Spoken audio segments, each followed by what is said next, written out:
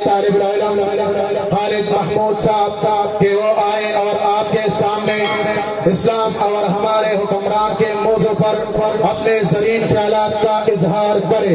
Stage پر تشریف لا رہے ہیں درجہ ثانیہ کے طالب العلم خالد محمود صاحب۔ الحمدللہ رب العالمین والعاقبۃ للمتقین والصلاة والسلام على أشرف الأنبياء والمرسلين وعلى آله وأصحابه أجمعين، أما بعد فأعوذ بالله من الشيطان الرجيم، بسم الله الرحمن الرحيم، ولا تفسدوا في الأرض بعد إصلاحها، صدق الله العظيم۔ حق بات کا ہر وقت ہم اظہار کریں گے، حق بات کا ہر وقت ہم اظہار کریں گے، منبر نہیں تو بر سردار کریں گے، جبکہ ہے دہن میں زبان سینے میں دل ہے، جبکہ ہے دہن میں زبان سینے میں دل ہے، اس جعلی وزیر اعظم کا ہم انکار کریں گے۔ حقیقت بیان کروں گا دوستو، حقیقت بیان کروں گا دوستو، چاہے کٹ جائے زبان میرے دوستو۔ میرے انتہائی واجب الاحترام اساتذہ کرام اور اس جلسے میں شریک طلبہ ساتھیوں اور بھائیوں، آج میں آپ حضرات کے سامنے جو موضوع لے کر حاضر خدمت ہوا ہوں وہ اسلام اور ہماری حکمران کے عنوان سے معنون ہے۔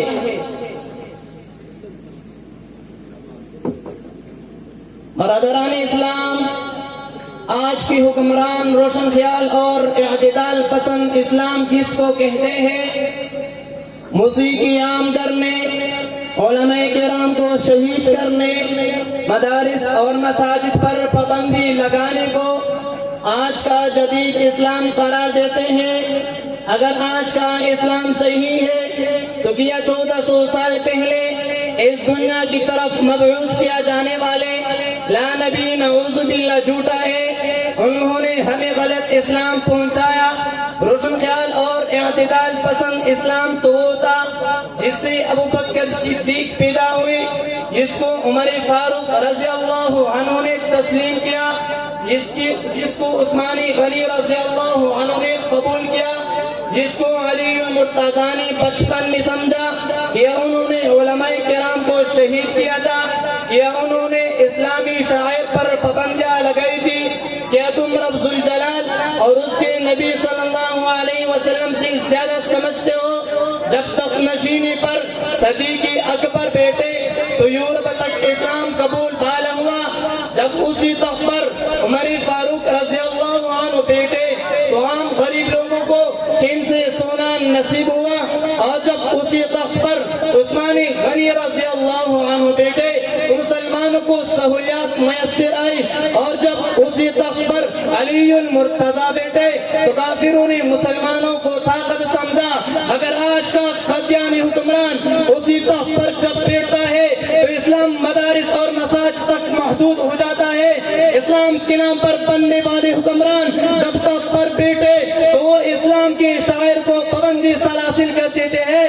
جب اسی تخت پر سلیمان بن عبد الملک بیٹھتا ہے تو اسلام میں شراب کو جائز قرار دیا جاتا ہے، مگر جب اسی تخت پر موسیٰ بن نصیر اور طارق بن زیاد بیٹھتے ہیں تو اندلس آج کی اسپین کی در و دیوار نے اللہ اکبر کی صدائی سنی، اور جب اسی تخت پر حکم بن حشام جسے جابر حکمران بیٹھے تو دین اسلام کی پسمانوں کی گردنیں اڑا دی جاتی ہے، اور جب اسی تخت پر سلطان صلاح الدین ایوبی بیٹھتا ہے تو مسجد اقصی کی دیواروں نے اللہ اکبر کی صدائی سنی، اور جب اسی تخت پر ٹیپو سلطان شہید بیٹھتا ہے تو مصر کے دیوار بھی اللہ اکبر کی گرفتار صداؤں سے لڑتے ہیں۔ کیا انہوں نے رب کے بھیجے ہوئے اسلام کے احکام پر عمل نہیں کیا؟